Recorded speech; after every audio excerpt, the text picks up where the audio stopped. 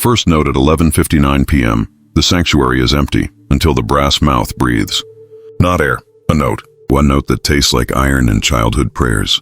I'm alone with a flashlight, counting dented candlesticks for a parish that can't afford to replace wax, let alone hire a night watch. The relic sits on the altar like a small bronze jaw, lips parted, the metal pitted and crazed as if it once knew fire. Father Luca told me not to touch it. I believed him. I still do. Touching wasn't necessary. The air changes first. It gets that hospital cold, the kind that remembers your legal name. My light flickers. The old pipe organ ticks as wood cools in the dark. I'm telling myself the sounds are settling, nothing more, when the note drifts out of the relic and finds me. It's not loud. It's intimate, a whisper pressed right against the inside of my ear. My mother used to hum when she washed the rice. The note hides her hum inside it, the way a seed keeps last year's weather. I know it's a trick of memory, I know, and yet my knees still go soft. Stop, I say, to the air, to the past, to the bad habit of being moved. The note curves like metal kneeling. I think of headlines I never published, and one story I killed. The sound tugs there, gentle and relentless, and in that instant I understand why people confess to strangers in airport bars. Sound is a stranger. Sound will keep your secrets until it doesn't. The side door creaks. Father Luca steps in, hoodie under his cassock, hair damp with night mist. He looks too young to carry a parish and too old to admit it. You heard it, he says. Not a question. I heard something, I answer. So he'll have room to call it grace and I'll have room to call it physics. We stand with the relic between us like a third opinion. Up close, I see an inscription along the lower lip, letters worn down to thorns. Luca reaches, stops, and crosses himself instead. Midnight, he says. It keeps time better than our clock. What is it? My voice turns parish small, a mouthpiece, we think, from a medieval organ used in private rites. It shouldn't sing alone. He tries on a smile. And yet, a second vibration ripples through the pews, less note than breath withheld. The hairs on my forearms stand up like a congregation. You told me not to touch it, I say. I also told you not to listen, he says, gentle. But you stayed. He wants me to name what I heard. Mercy, warning, I choose neither. People will come, I say. People who need this to be a miracle. They already have, he says. I turn them away. Outside, the ocean scrapes the breakwater, a tired animal. We both look at the relic and then at each other, two officials at a border that just shifted. I lift my phone, check the time, 12:09 a.m. The second hand hesitates, then jumps. The sanctuary breathes again, and the note resolves into a shape like a lullaby folding its hands. Luca whispers, Mara. I'm here, I tell him, though I'm not sure where here is anymore. The relic's tone thins to a thread, pulls tight, and snips. Silence falls, sharp, clean, surgical. I realize my flashlight has stopped flickering. I realize my mother's hum is gone, and I realize the note didn't name me. It remembered me. The second confession midnight teaches you where your faith ends and your superstition begins. I learned that in seminary over a chipped mug and a hymn I couldn't sing without my throat burning. Tonight, it's the relic doing the teaching. The sanctuary is a lung, and I am the held breath inside it. I don't flip on the overheads. I leave the room dim, candles guttering like nervous saints, because light can be cruel to things that want to be believed. The relic sits on the altar, a bronze mouth waiting to speak. Someone polished it years ago and thought better of it. Finger whorls are frozen in the tarnish like failed prayers. I start a prayer anyway. Lord, keep me from mistaking spectacle for grace. It's not from any book. It's just mine. I lean closer. I can smell old incense and the faint metallic tang of pennies. The mouthpiece hums, subsonic at first, like the memory of a tuning fork. Then it bends upward. The note feels physical, as if it presses a thumb to my Adam's apple to see if I'll swallow. I do. The memory it touches isn't dramatic. It's petty, which is worse. The lie I told in my 3rd year. I'm fasting. I wasn't. I was hiding in a practice room eating a contraband sandwich while Father Martin crossed the courtyard with soup for the infirmary. I let him think I was holy because I wanted him to. The humiliation blooms fresh, hot, and adolescent. I try to breathe through it. The note curves, following the arc of my shame like a needle on a black disc. Enough, I whisper, which is what cowards call mercy when they want the lesson to end. The note becomes a second note, sliding into place like a door catching a latch. 2 tones now, a narrow interval. The organ in the gallery creaks as if listening. I reach for the keyboard, absurdly, like a man trying to harmonize with thunder. My hands hover. I don't press a single key. I'm afraid the relic will play me, a soft footstep behind me. Luca? Mara. She says my name as if it might have teeth. Don't come closer, I say, and hear what that sounds like. Priest guarding a secret with velvet ropes. I temper it. Just listen from there. She stands in the aisle, one hand braced on the pew. The note brightens. If sound can grin, this one does. I shut my eyes and count. Old habit, a metronome for nerves. 1 and 2 and the note holds. A fine wire of tone pulled taut across the night. A thought as precise as a splinter. What if it isn't revealing sins to punish them? What if it's surfacing them to be carried, redistributed as a choir does with breath? Father, Mara says quietly, is this grace or entrapment? Yes, I tell her, before I know I'm saying it. From the sacristy door, Sister Inez enters like a page turning. She places a thin notebook on the altar, brown, brittle, edges foxed. A marginal sketch, she says, as if continuing a conversation none of us remembers starting. The page shows a mouth exactly like ours, ringed with notation, 2 notes etched like twin needles. Private rights, she murmurs, tapping the notes. The second tone forced clarity. Clarity? Mara echoes. That's one word for it. Another breath from the relic. The second note thickens. I feel it in my teeth. Not anger, not pity. Pressure. Like a hand at my back, nudging me toward some narrow gate. My seminary lie is suddenly larger than a sandwich. All the ways I've let people believe better of me than I am. The note does not accuse. It announces. The difference terrifies me more. I step away from the altar, palms open. I won't claim this for the parish, I say. Not yet, not until we learn whether it's teaching us to be honest, or teaching us to perform honesty. The relic stops. The room exhales. Somewhere outside, the sea untangles itself from the rocks. I realize my throat no longer burns. The second note is gone, but its aftertaste remains, iron and something like clean water. It leaves me with a vow I can't quite name, and the suspicion that vows are the true music it wants. Miracles for Sale views are modern votive candles. You light them with your thumb and pray the algorithm keeps them burning. I'm Elias Ward, and midnight is my prime time. I set the rig on the parish steps, camera, shotgun mic, ring light dim to penitent, and address the lens like a confessional that pays out. Truth tonight, I tell my chat. No edits, no cuts. If the relic sings, you'll hear it when I do. Hearts and skull emojis float like incense. A subscriber drops $50 with a message, make it count. I guess that's faith with a tipping option. Behind me, the church keeps its breath. The door is locked. Father Luca warned me off. Sacred hours, privacy, all the soft velvet words. But I've learned people want their miracles verified, preferably in 1080p. I frame the shot to catch the cracked stained glass, a fish with a missing eye. It looks like it saw something and then decided not to. A woman drifts into the edge of my light. Thin coat, thinner wrists. She keeps one hand cupped to her throat the way people protect heirlooms. You're the streamer, she says, not pleased and not surprised. I'm the witness, I correct. Elias, you here for the song? For my son. The chat swells. What's wrong? Don't exploit her? Gimme the lore. I nod toward the steps, sit, and kill the ring light so we're just silhouettes in the porch glow. She tells me about fevers that climb like ivy. About doctors who say viral and shrug. About the midnight she pressed her ear to the church door and heard a note that smoothed her boy's breath like a hand over wrinkled linen.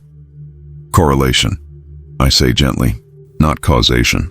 She smiles like someone who's already spent her last doubt. You'll call it what you need to. Midnight ticks over. My chat chants time. The sanctuary beyond the wood feels like a lung holding still. Then, hairline thin, the first note threads through the door. The woman straightens. I don't hear what she hears. I hear a frequency that tastes of coins and choir loft dust. The second note folds in like a hinge closing. The stream delay coughs once, and the third note arrives. It is small. It is undeniable. My audio meter blooms. The chat goes feral. I hear it. No way. Looped? Boost levels. Donations pop. Mayor Calder's SUV noses to the curb, headlights sanctimonious. He steps out with a branded jacket. town crest over a heart that thumps like a sponsorship. We should coordinate, he says to me, to the air, to whatever climbs numbers for a living. Crowd control, safety, a schedule. Merch? I ask, because honesty performs well when it's cheeky. Pilgrim packets, he says, unblinking. Headphones, hygiene, suggested donation. The woman's phone lights her face blue. A text, his fever's dropped. She exhales a prayer so quiet it doesn't disturb the pixels. I could say placebo. I could say miracle. The third note lingers on the wood like a fingerprint. I turn the camera, not on her, but on the door. You heard it, I tell the world. Now tell me what you think it is. The comments split like the Red Sea. Skeptics building rafts out of terms, believers walking straight through. When the notes fade, the quiet is heavier than sound. Calder shakes my hand, already planning booths and barriers.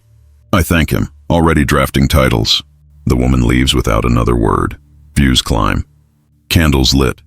Somewhere inside, the relic keeps its mouth closed and its secret open.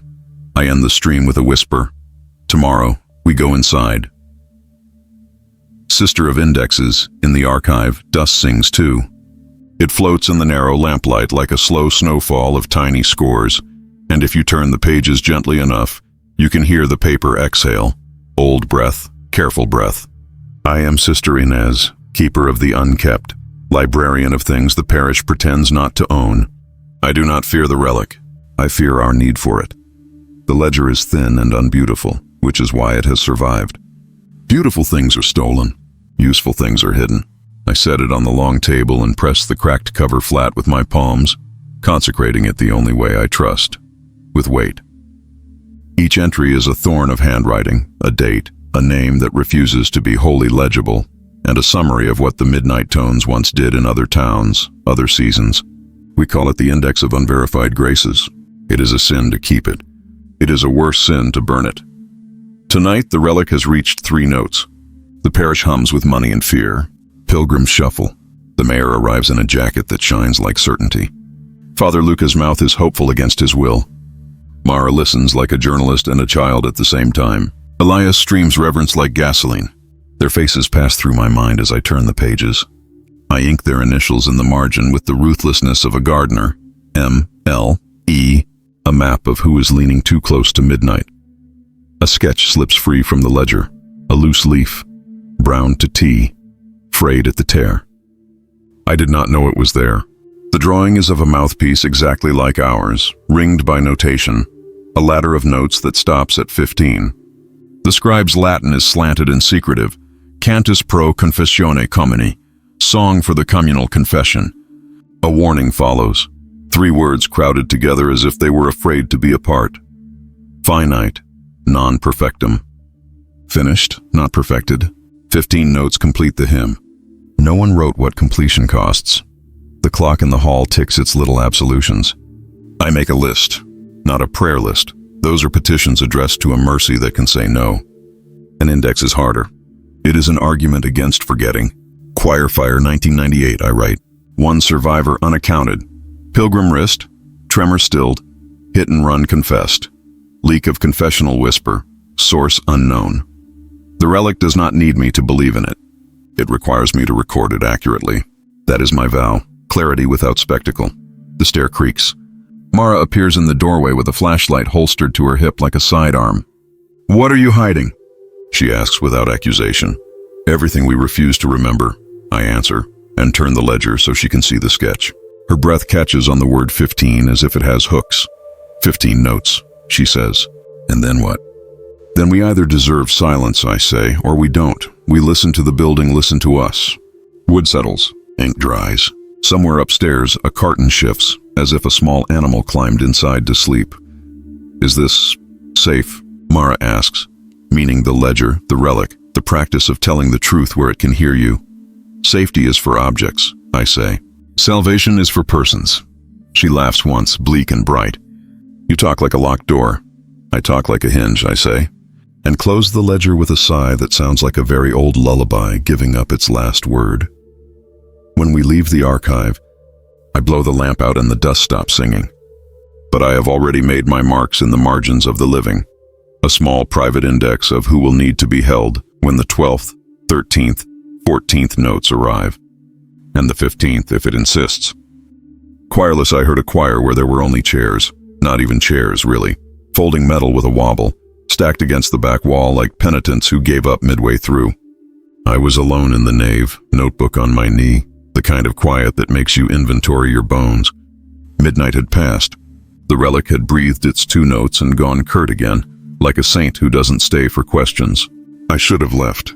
I stayed because leaving has a way of making a story smaller. The first sound arrived wrong for a voice. Too pure, too clean, no throat scratch, no breath lag. A single line floated near the ceiling, as if the rafters had learned solfege. I froze. Somewhere in my body, an old reflex assembled itself. Press record.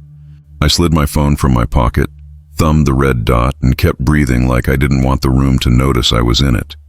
Then the harmony slipped in. Not adult voices, children, not lyrics.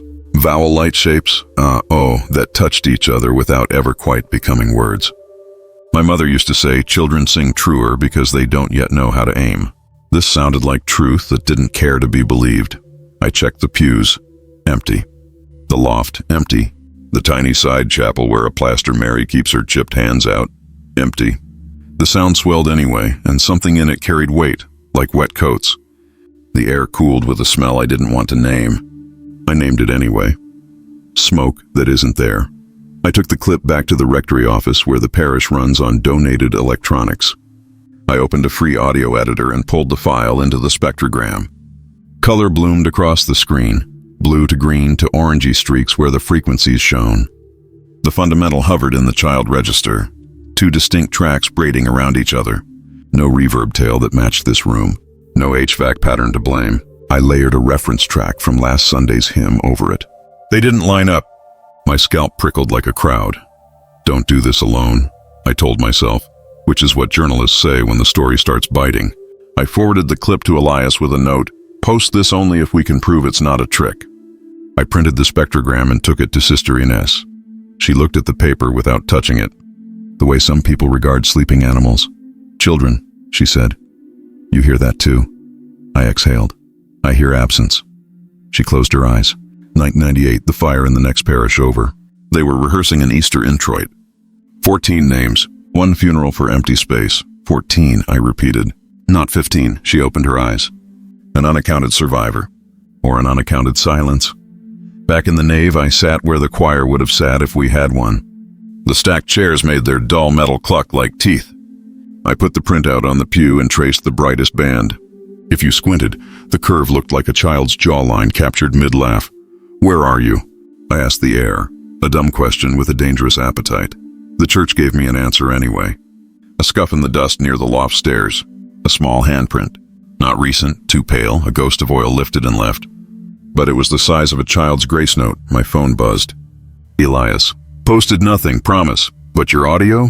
The waveform peaks repeat every 1998 seconds. 1998. My vision narrowed to a tunnel just wide enough for coincidence. At the next midnight, I sat under the rafters and waited, headphones in, recorder armed.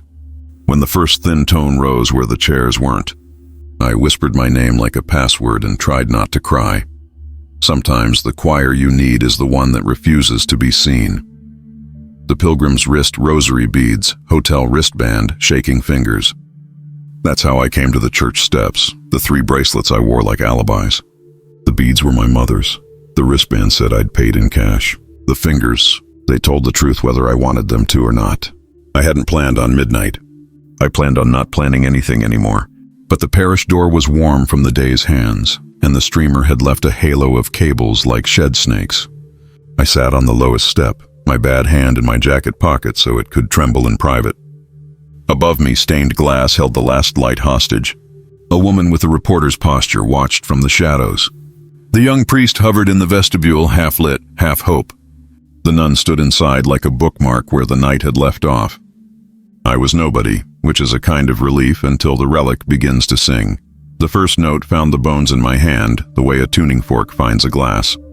The tremor didn't stop. It remembered how to be still. That's slow, that's strain. The second note balanced on the first like a tightrope walker finding center. My fingers uncurled as if they'd been listening for permission for years. I took the beads from my pocket and the rosary didn't rattle. My wristband looked cheap in the candlelight, a fake miracle waiting for a real one to happen. I said nothing. I've learned silence can be a harbor or a weapon. The third note arrived, the small, undeniable one, and the streamer, Elias, lifted his microphone like a chalice he didn't believe in.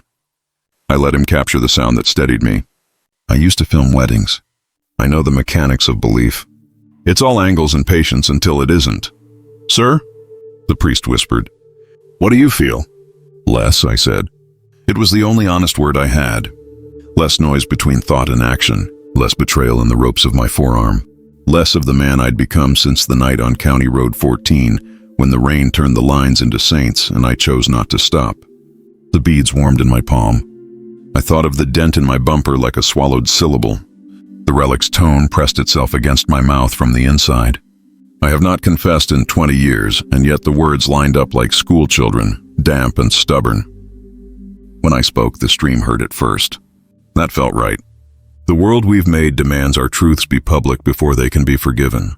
I hit a man, I told the microphone, the door, the nun's steady eyes, my own traitor wrist.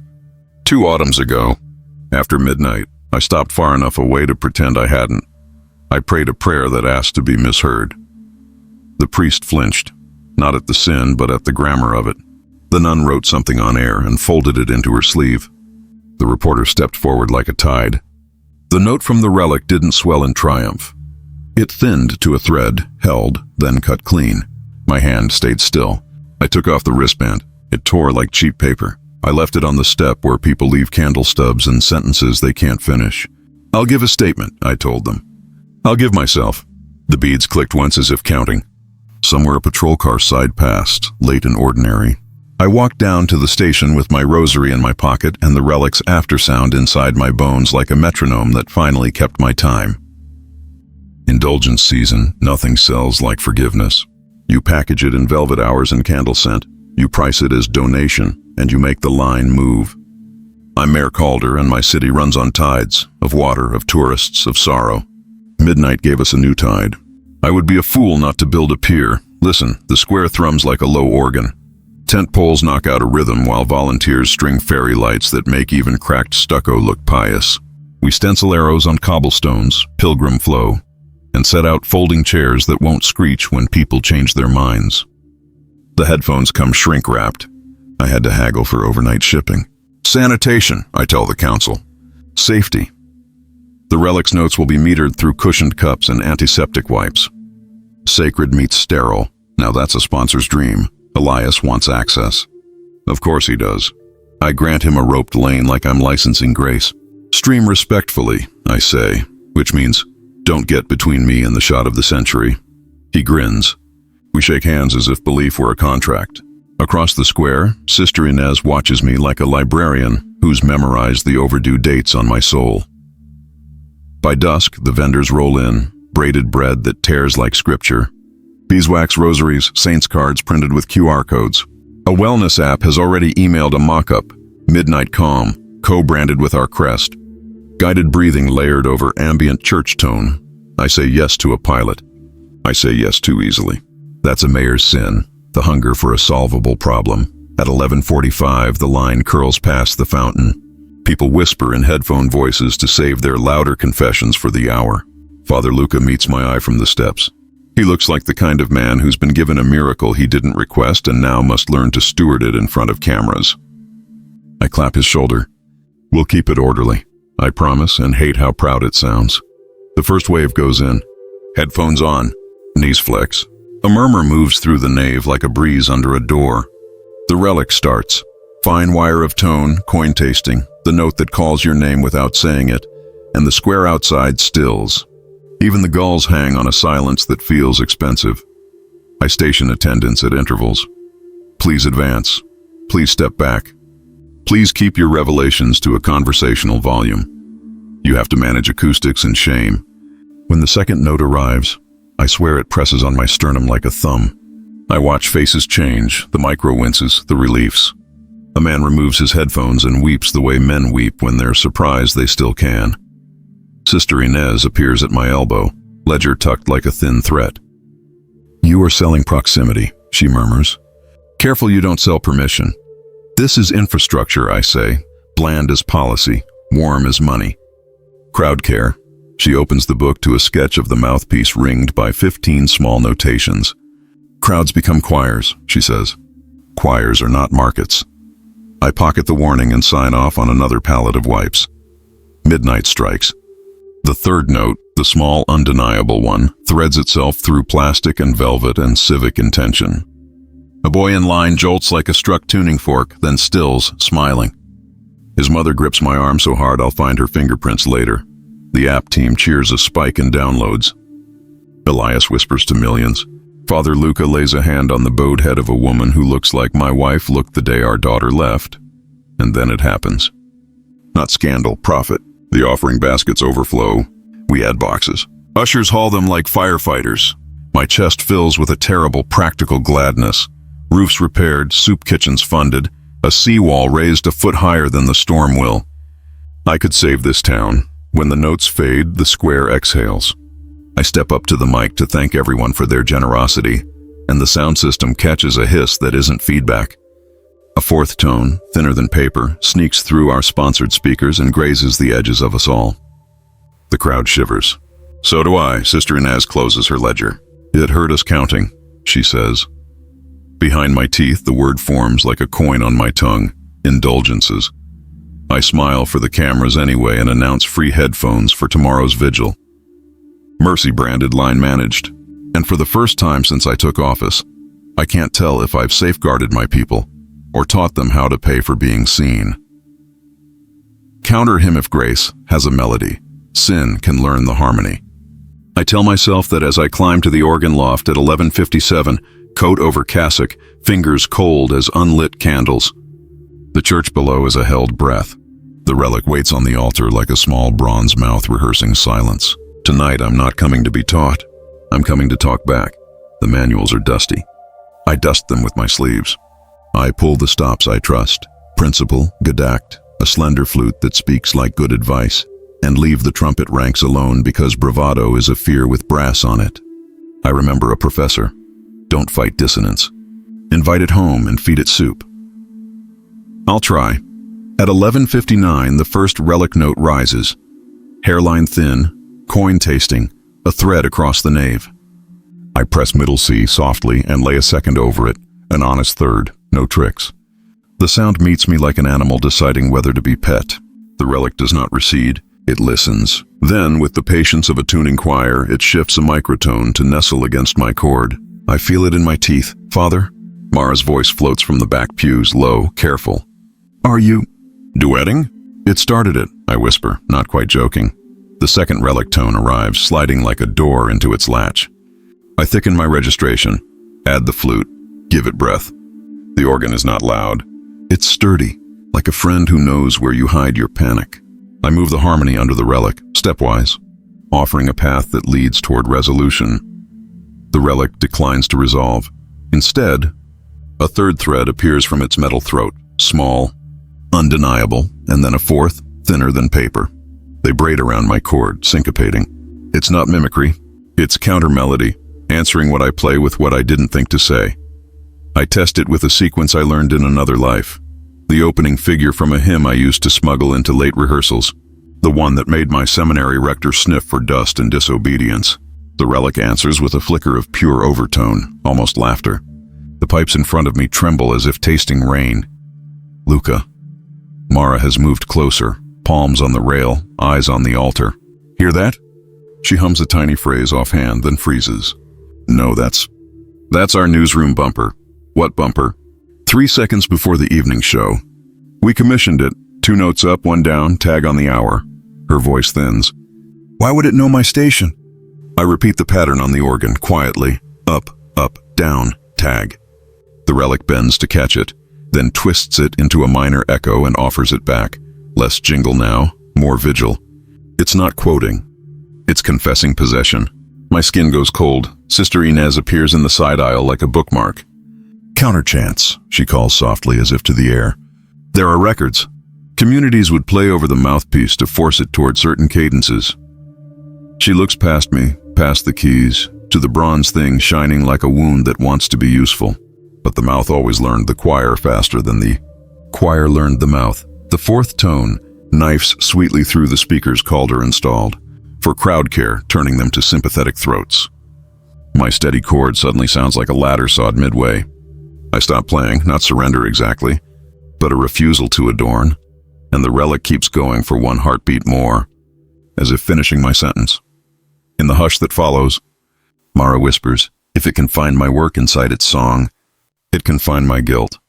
It can find our tuning," I say, and feel the truth strike clean as a struck glass. And it prefers to sing in us. Down in the dark, the bronze mouth is still. Up here, my hands shake with the after-music of being answered. I thought I'd drown it in chords.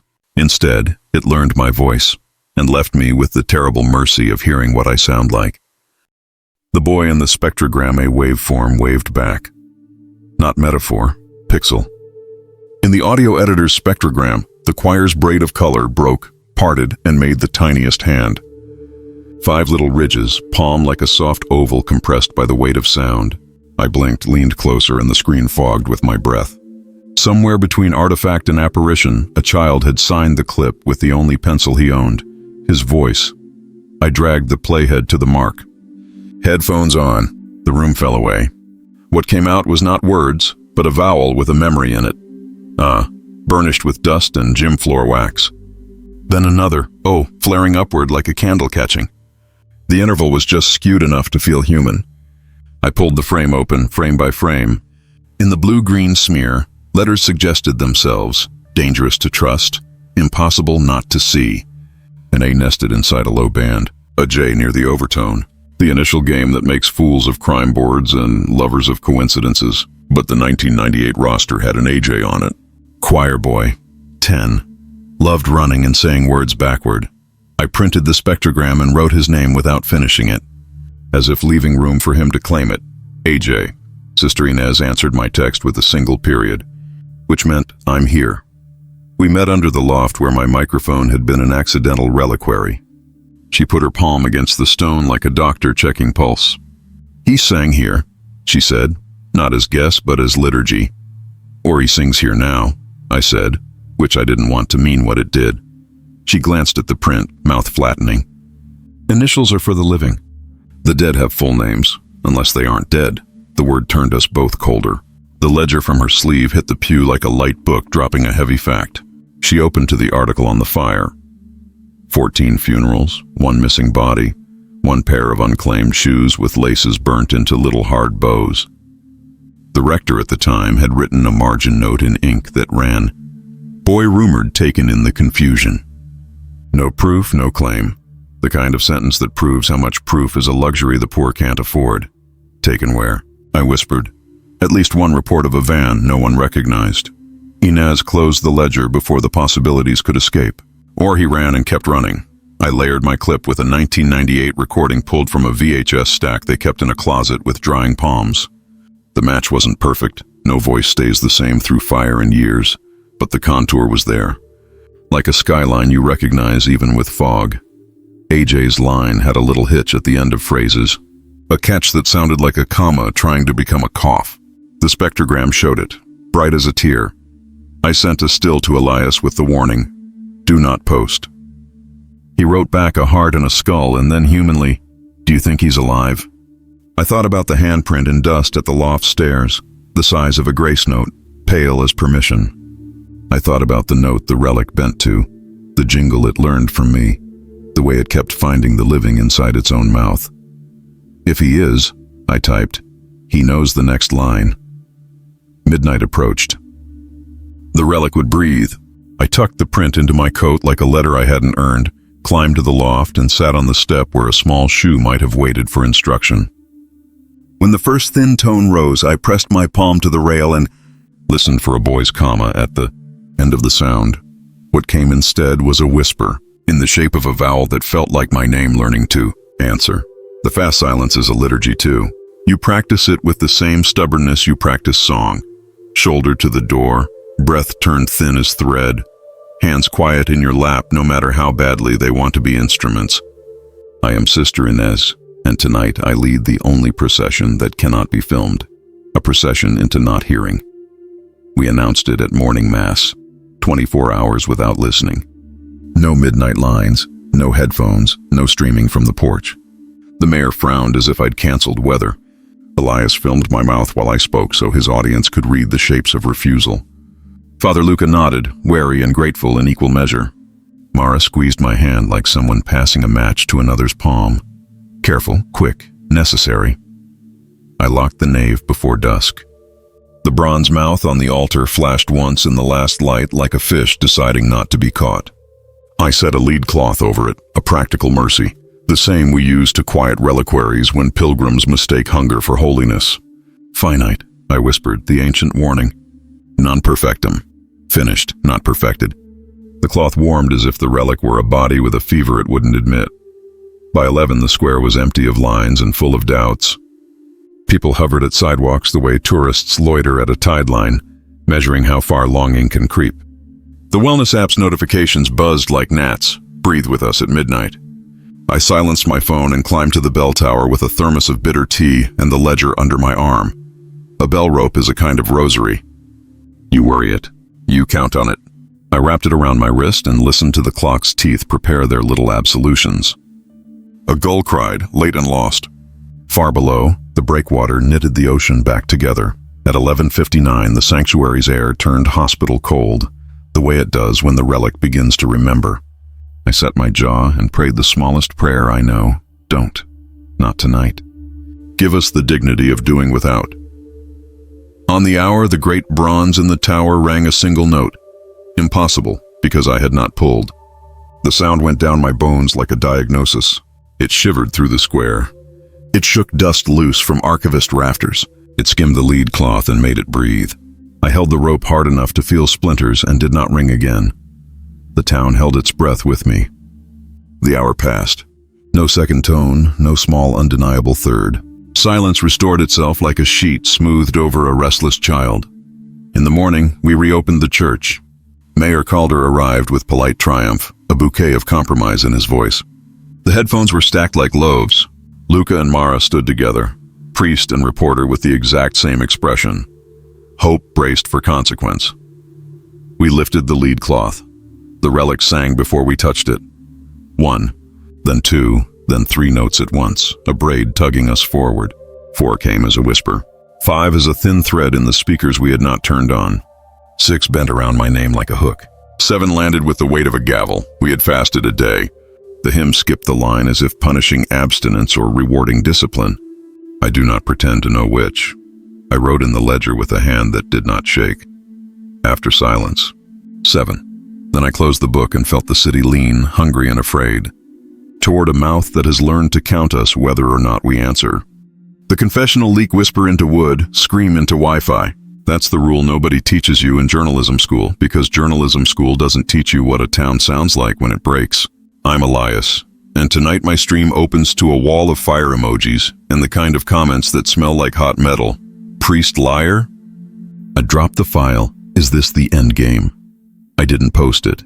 That's the first thing I say, and half my chat believes me the way smokers believe lungs will forgive. The video is 37 seconds. A voice in a box of wood, velvet lined, breath snagging on a sentence. I let him think I was fasting. Father Luca, seminary year. The sin is small. The syllables are not. They hit the internet and turn into scales for measuring other people's weight. Views crater at the church. The line outside shrinks into a rumor of a line. Calder's headphones sit in neat towers like obedient soldiers waiting for a war that pivoted to cyber. The wellness app pauses our midnight calm pilot with an email that says, "Partnerships flourish in clarity." Sister Inez walks past my camera without looking at it, which is the ecclesiastical equivalent of a curse. At 11:52, I point the lens at my own face and tell them the timeline. Clip hit my inbox from a throwaway address. Metadata looks scrubbed, but the hum under the voice sounds like our nave. Same AC notch at 60 Hz, same hearth of quiet. I say I tried to bury it. I say burying is a kind of lying when you sell truth for a living. The chat calls me a hypocrite for the one honest sentence in the monologue. Stay with me, I tell them. And I mean it like a prayer. We go inside because that's what sinners and content creators do when the night gets teeth. Pew wood smells like apologies. Candles spit like cats. Mara sits 3 rows back, jaw set, eyes tired as a courthouse. Luca is at the rail, hands open like he's displaying pockets. Nothing to hide that isn't already public. Play it, he says, before I can. Let's see if the relic sings with it. So we do the blasphemous thing. We feed the leak into the church speakers, dim, the way you hold a hot coin between forefinger and thumb. The boxy confession fills the nave, a small shame made larger by being amplified in the room that minted it. I watch Luca listen to his younger throat. He doesn't flinch. He blinks like a man standing in rain he expected. At 11:59, the relic stirs. Not a single note, but a chord shaved to the rawest edge. It rides the clip's noise floor, then climbs it like a ladder. Hairline overtones, coin taste, the same fine wire that tied down the town last week. The speakers catch a sound I recognize from dial-up childhood. That sharp insect handshake modems made when one was asking another to reveal itself. Whine, chirp, burst of white heat static. Upload, my audio meter blooms. My chat explodes with nostalgia and dread. Modem noise? Is it sending, bro? It's alive. The cord resolves into a thread through the leak and ties a knot around the word fasting, tugging it forward away from sandwich and piety, toward everything Luca has let people believe better of him than is true. Not punishment, annotation. The relic is an editor with a sacramental pen. It's not accusing, Mara says, softly savage. It's footnoting. I cut the speakers. The relic keeps the thread for one heartbeat longer, like finishing the citation. Then, silence that tastes like clean water after a lie. I turn the camera back to me, because this is what a lens is good for. Holding a human face steady in the weather. Confession isn't content, I say, but content can confess. Outside, 3 teenagers try the locked door and fail. Inside, Luca kneels. Inez opens the ledger and writes one line that will outlive all of us. I end the stream without a sign-off and realize my channel has never been quieter. Sometimes the loudest thing you can upload is a vow. The bloodless stigmata I woke with music bruises, not crosses, not wounds. 5 faint lines banded around my wrists like a staff drawn by a careful child. Purple, painless, precise. When I flexed, small ovals darkened where notes would go, as if my pulse were leaving fingerprints in ink only I could see. I pressed my thumb to them. They pressed back with the patience of a metronome. The day after the leak, the town spoke softer. People carried their voices like candles you walk with cupped hands. I carried mine to the rectory sink and ran cold water over the lines until my skin went glassy. The marks held. I laughed, a sound with too many edges, and put on long sleeves like an atheist wearing a scapular. By noon, I'd told nobody. Journalism trains you to be a lens, not a subject. And anyway, the newsroom rule still lives under my tongue. Don't become the story. But the story had found me the way weather finds roofs. At 2, I sent Sister Inez a photo with the caption, "I'm fine, I promise."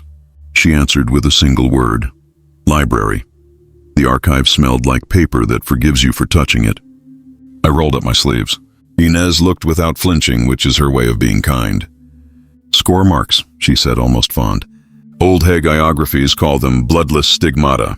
The saints never liked the term. Too theatrical. "I'm not a saint," I said. "Journalists are our century's reluctant confessors," she said, and set a lead cloth on the table.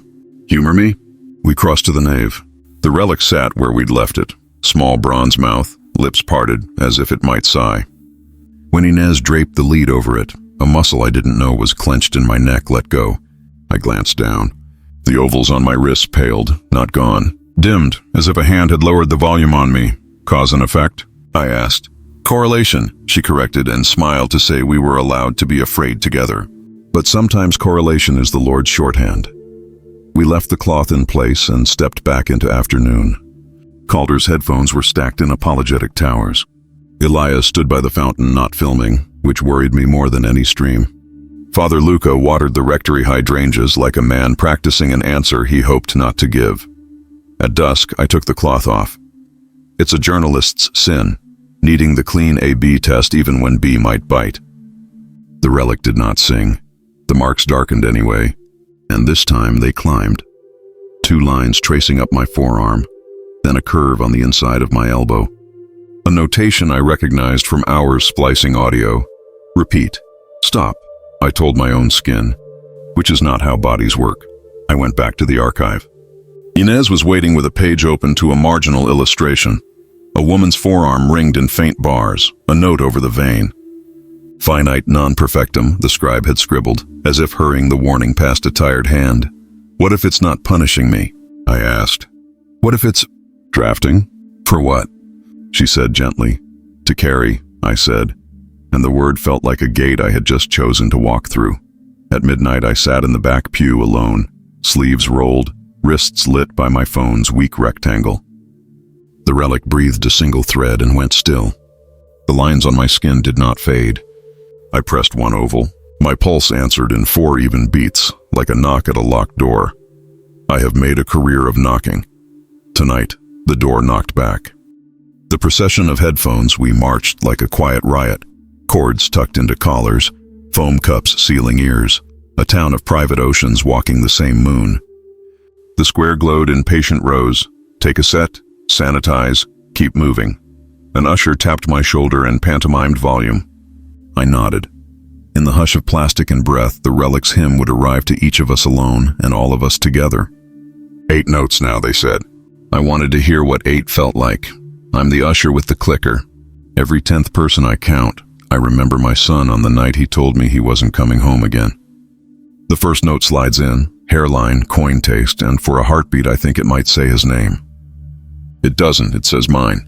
It says the way I make lists so I don't have to make choices. The second tone leans against my ribs. I keep clicking as if numbers could hold me up. I'm the bride who postponed twice. My fiancé stands 3 bodies behind me, headphones on, hands in pockets. When the third note threads the air inside my head, I see the message I never sent blinking in a draft. I want you, but I also want out. The fourth tone does something cruel and kind. It lets me imagine the life we won't have without punishing me for the honesty. When the hymn fades, I slip my ring into his palm. He closes his fingers like someone catching a moth and lets it go. I'm the thief. Not a glamorous one. Just a man who knows where the charity box slot sticks if you breathe on the wood. The fifth note tastes like copper in late shifts. The sixth unrolls the map in my skull. The spot behind the boiler where I hid the envelopes. The 3 names I told myself needed the money more than God did. The seventh lays a hand on my neck and turns me back toward the church with the steadiness of a father who knows every trick you've learned, because he taught you half of them by accident. I give it all back.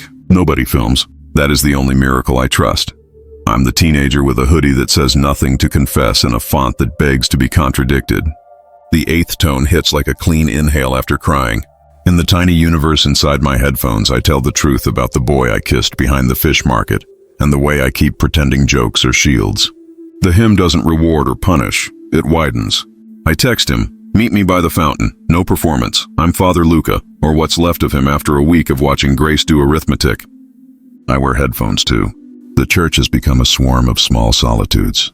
I want choirs. I am given single voices. The relic learns our tuning and sings in us.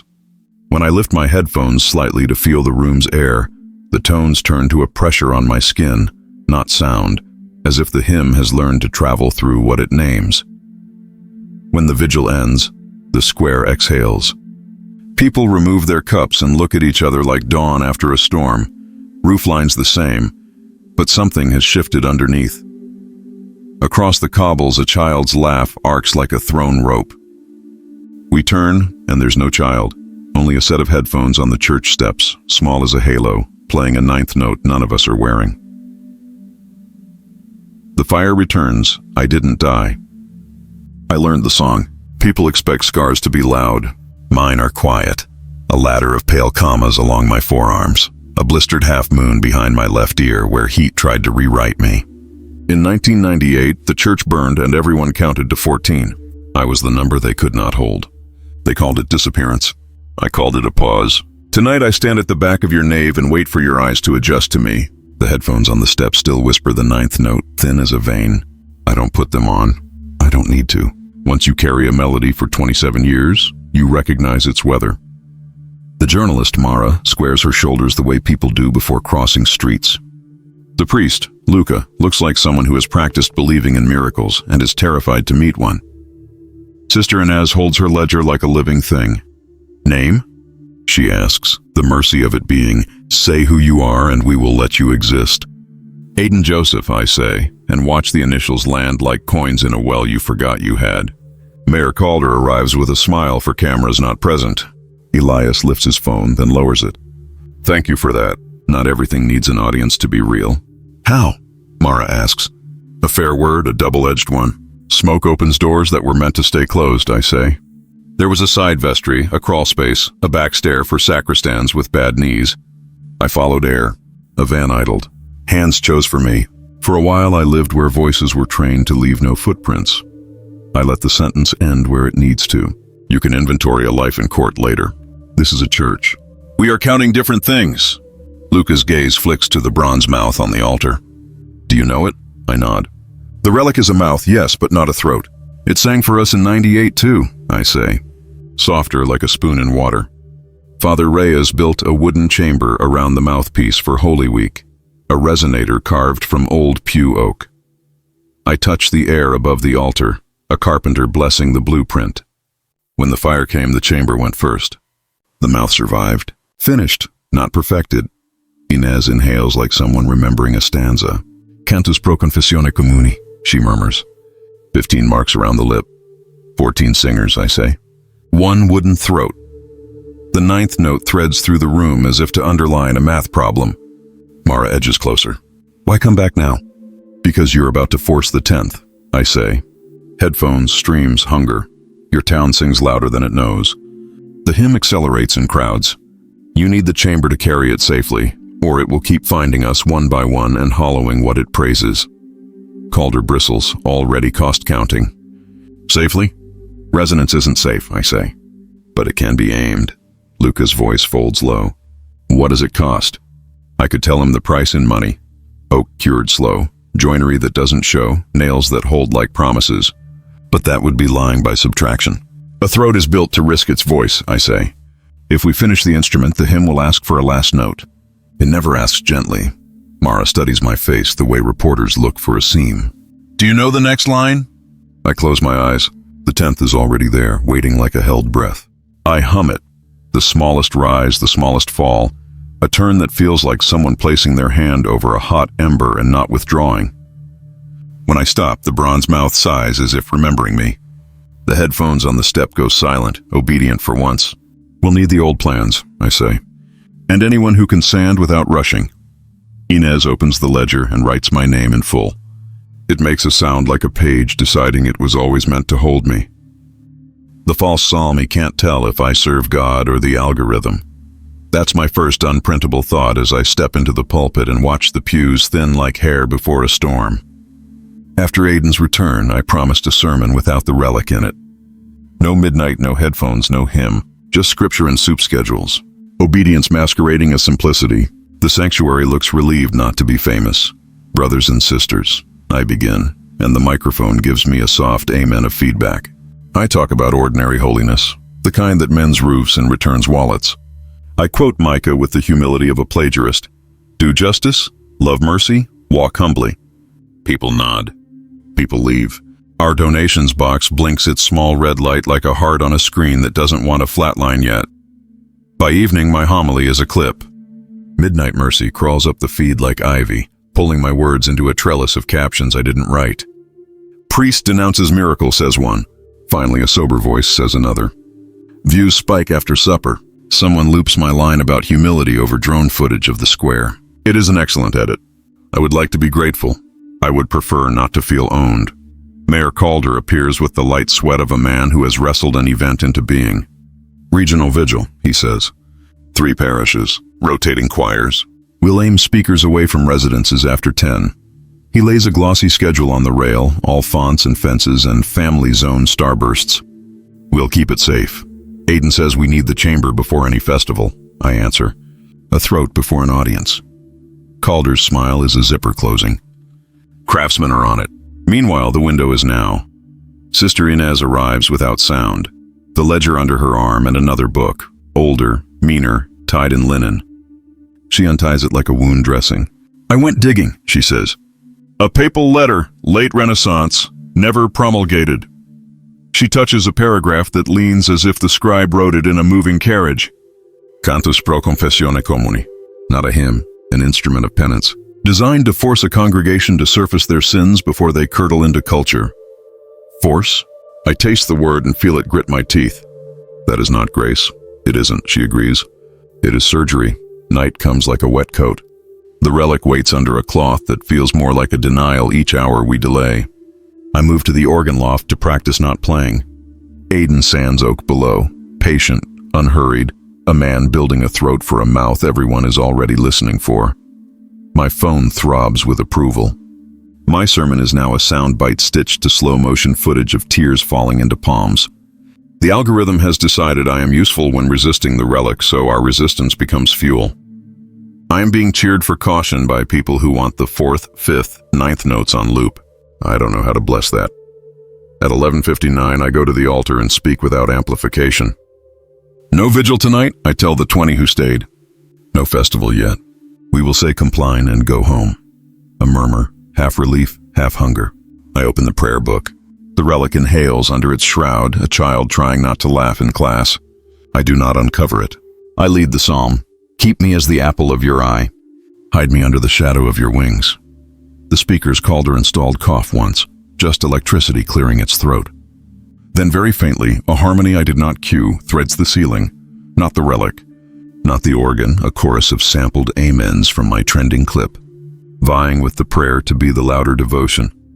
I close the book. Tomorrow, I tell them. We finish the chamber. They file out, heads bent under small weathers. I stay until the final light clicks off and the phone in my pocket hums with new followers. I cannot serve both. Tonight, I choose the throat. The chamber, we built a throat for a mouth that never asked. Oak that used to be pews, wood with the memory of kneeling in it, planed down to boards that smelled like warm bread and rain. Aiden measured twice and cut once with the tenderness of someone trimming a child's hair. Father Luca sanded in slow circles, sleeves rolled, wrists powdered with sawdust like Ash Wednesday come early. I held the lamp and tried not to think like a journalist. A story wants you to hurry. Instruments punish haste. Joinery, not screws, Aiden said. Tone hates shortcuts. He marked dovetails with a pencil nub bitten to a crescent. The box he designed was modest. A chamber the size of a cradle, curved inside to gather breath and give it back. We called it what it was, a throat. The word made Calder wince, as if the town might learn what it means to speak from somewhere tender.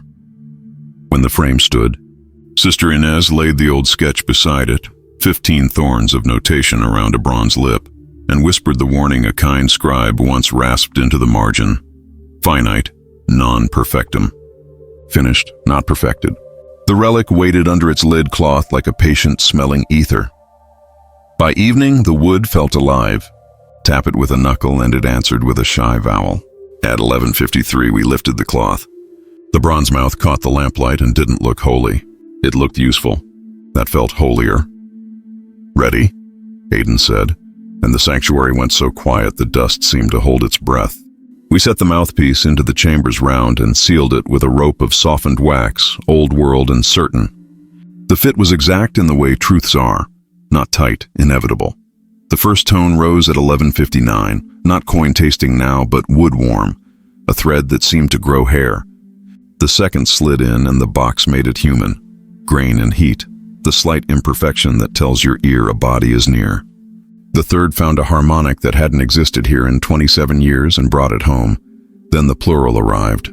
Voices, not many, not yet, braided through the tone, each close as breath on a mirror. Aiden's eyes glossed as if the wood had remembered him. Luca's hands opened without him asking them to.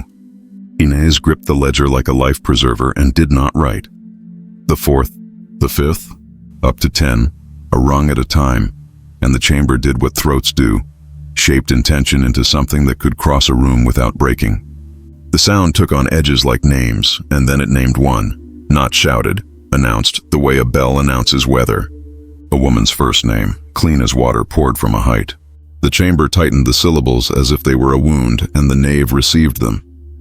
Every face flinched. The name belonged to the town's oldest unsolved assault, a case docketed so long ago people spoke of it like local folklore when they weren't avoiding it. The accused, then and now, was a man we loved for how gently he handed out baskets at the food pantry and how he never forgot birthdays. The 11th tone. Pressed the name forward until Silence had to admit it had been keeping company with a secret. I felt my wrists throb where the bloodless stigmata had faded. Ovals pulsed back like notes being inked. Calder took a step toward the chamber as if to unplug it. Luca caught his sleeve. Inez said a single word that sounded like both prayer and command. Listen. The 12th rose, thin, decisive.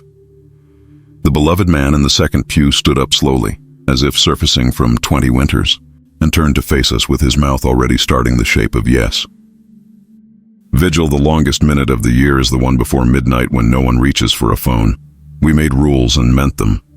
No cameras, no headphones, no branded jackets. We taped paper over the sanctuary lights until the room softened into a shared dusk. The chamber stood on the altar like a wooden cradle, the bronze mouth asleep inside. We would not force it awake. We would sing first. I'm Father Luca. I say it plain. If the relic has been teaching us to confess, then tonight we volunteer. One by one. No replies. No applause. I step back from the rail and put my hands where people can see them shake. Mercy in public is a kind of courage I have not practiced enough. I'm Mara. I go first because I've made my living asking others to. I killed a story that would have cost my editor his friend, I say. I told myself I was protecting the woman at the center. I was protecting my ambition. The wood of the pew hums under my palm, as if keeping time with the ugliness and the relief braided together in the sentence. I'm Sister Inez. I kept an index because I didn't trust memory, I tell them. And I let the ledger replace prayer some nights. The chamber makes the lightest vowel, a sigh of paper turning. I do not write it down. I'm Elias. I set up a live stream outside a hospice once, I say. No faces, just candles in the window. I monetized grief. I told myself it helped families. It helped me. The word money leaves a taste like a coin on my tongue and stubbornly fades. I'm Mayor Calder. I put the crest on a Calm app because I panicked, I admit. I hid my fear under infrastructure. In the second pew, the beloved man stares at his hands and does not speak. The air around him feels like a rope loosening. The relic does not sing. The room does. A volunteer from the kitchen steps up and confesses to trimming the soup with water when the budget stalled. A teenager says he filmed shoplifters for likes and named the wrong boy. A mother says she kept a letter from her daughter sealed for a year because she was afraid of the truth inside. Each sentence lands and stays. None of them are disowned. At 11:59, with 20 voices stacked like careful chairs, Aiden walks to the altar. He lays his palm on the chamber the way you lay a hand on a sleeping child's back to feel it rise. We have given what we could, he says. Let it be enough. Midnight ticks. The first tone rises, not forced, not fanged, wood warm and close. The second threads in like a breath shared. 3, 4, up through 10, each one leaning into the volunteered weight we have already placed on the floor. 11 arrives without naming anyone. 12 draws a circle around the whole room. 13 lifts and holds. My heart finds a rhythm inside it that feels like being braced without being gripped. 14 comes and does a strange mercy. It pauses. A held note, suspended, waiting to be met. Aiden closes his eyes. His scars are a quiet ledger in the candlelight. He begins to sing the 15th, softer than a confession, steadier than a plea, and the chamber turns its mouth toward us as if to learn something it has never been asked to. How to listen. Coda, the relic that learned to listen at 11:59. The room makes a sound I have never heard a church make. Expectation without hunger. Not the kind that wants a miracle to prove something, but the kind that wants to leave a place better than it was found. Candles tick. Oak breathes. The chamber waits like a cradle that has learned patience. I'm Mara, and tonight my voice is only one voice. I have spent years arranging other people's words into columns that look like certainty. The past week taught me a different grammar. A sentence can end with silence and still be complete. Midnight tips over without drama. The first tone rises, wood warm and human, and I realize we're not being addressed. We're being received.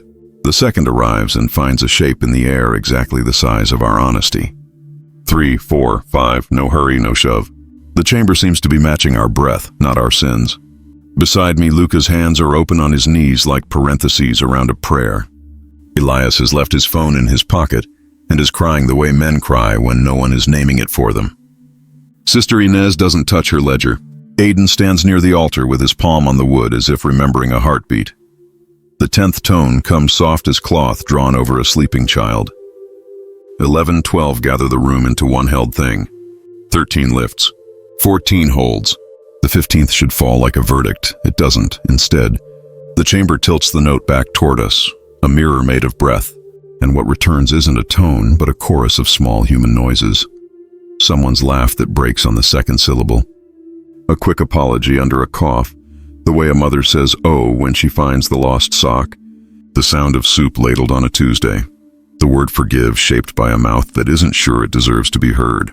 Our volunteered confessions lean forward as if to keep from spilling, and the instrument does the thing no one asked it to do and everyone needed. It listens. You can hear listening when it's true. It's a spaciousness that doesn't wobble. It's a room that decides not to echo, so you don't have to hear your worst self twice. The chamber holds the not notes steady, and the bronze mouth, finished, not perfected, goes still as a hand finding another hand in the dark. Somewhere in that held quiet, a child's hum threads through like a seam. Not Aidan's decade-old voice, not the burned choir's ghost. No vowels, no words. Just a tune without a name, shaped like a lullaby remembering it doesn't need one. It walks the rafters and curls around the organ and settles in my ribs with the exact weight of a promise that refuses to be dramatic. We sit a very long time. When we finally stand, no one rushes to call it a miracle. Calder stacks unused headphones into a closet that smells like old beeswax and new restraint. Luca locks the sanctuary, then unlocks it again and leaves the door on its latch. Inez slides the ledger back onto the shelf and does not mark an entry. Some graces don't like being alphabetized, she says. On the steps, the ocean rehearses being ordinary. Elias shakes my hand without filming it. Aidan smiles the way rescued people smile. Not grateful to be seen, grateful not to be. I start to write the story and realize I don't have to. We already did. We were the 15th note. The relic is quiet now. It isn't empty. It remembers us, and, for once, that is enough.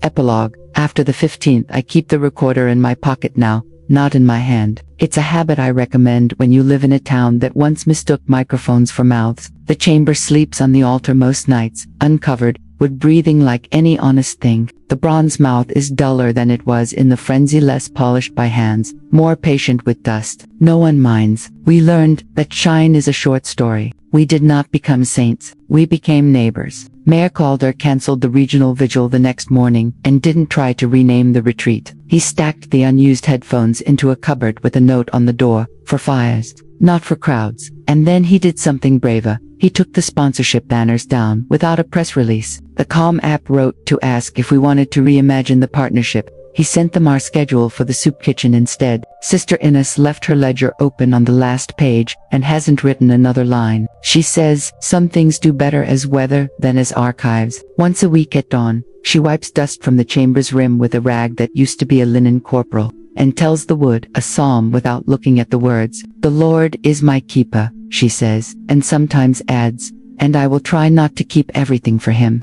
Father Lucas started a practice he calls the Vigil of Truths. No relic, no prompts, no performance. People sit in the side chapel and tell one true thing to a candle, then blow it out. The wax remembers enough. The rest belongs to the air. The parish ledger shows donations up and apologies uncounted. He preaches small sermons now, the kind you forget, until they show up in your hands when you're tired. Elias took a week off streaming and came back with a softer thumbnail and a harder rule. No faces that don't consent. No grief without return. He lost subscribers who liked their Mercy cinematic. He gained people who didn't type at all, just watched and then closed the tab to call their fathers. Views are still votives, he told me, but mine burn shorter and closer.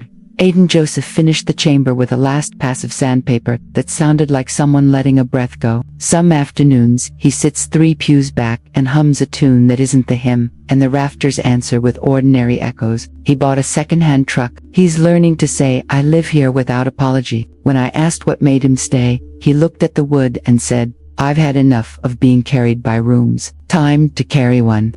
As for the man in the second pew, he spoke his yes in a courtroom. And the town practiced not turning a confession into theater. No parades, no pitchforks. The woman who'd waited longest asked not to be praised for surviving, We obeyed. On the day of the verdict, the ocean was loud enough to cover mistakes, and we let it. The town still listens for a midnight that doesn't come. Sometimes, very rarely, a single tone resides when warm, unhurried and folds itself back down like a curtain that changed its mind. Once, during a storm, the chamber took the wind and returned it calmer. Once, after a funeral, a child's hum threaded the roof beams and sat there until the widower fell asleep with his cheek on a prayer book. And me, I wrote a story I never published. It's 12 paragraphs long and begins with a sentence I cannot improve. At 11:59, we chose each other. It ends with a blank line. I keep it in a drawer under the recorder I now seldom use. When I'm tempted to make something louder than it needs to be, I take it out and practice the muscle we grew together, the one that knows when to stop. On the first anniversary, we set out long tables in the square. No speeches, no stream. People brought what they had: bread that pulled like taffy, fish with lemon, coffee in chipped mugs, basil in jars. Someone began a lullaby with no words. It wasn't the hymn, it was how you hold a baby and a town at the same time. The sound rose and stayed small, the way good weather does when it wants to be believed. Night came, and none of us leaned toward the door to see if the relic would remember us. We remembered it instead, not as a mouth that named us, but as the instrument that taught us a trick organs and altars forget. A note is only finished when someone else is allowed to keep it. The ocean scraped the breakwater. The candles guttered and recovered. Across the square, the chapel door stood on its latch like a throat that no longer needed to prove it could sing. We didn't go inside. We were already there.